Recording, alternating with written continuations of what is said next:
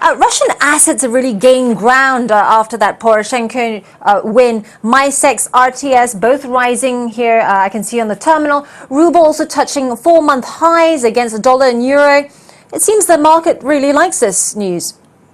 Yeah, it absolutely seems so, and I think it is right to do so because it further reduces the uncertainty surrounding Ukraine, at least in the near term. Obviously, we also had Putin's comment late last week, which also at least hinted on a somewhat less aggressive stance from him towards the situation in Ukraine, and it all comes on top of a relatively constructive market environment whereby especially emerging market assets have been doing better in the last couple of weeks. So I think if you combine these three factors, it's not that surprising that the markets are taking this positively.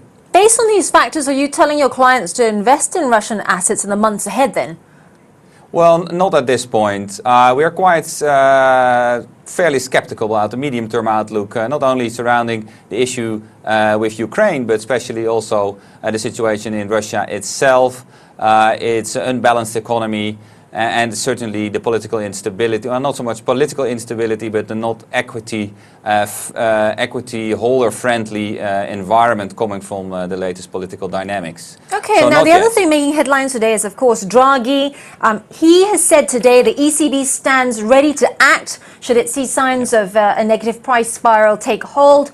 I know he said this many times before, but this is important given he said that they were comfortable acting at the last meeting. And therefore, my question to you is, what do you think they'll do on June 5th?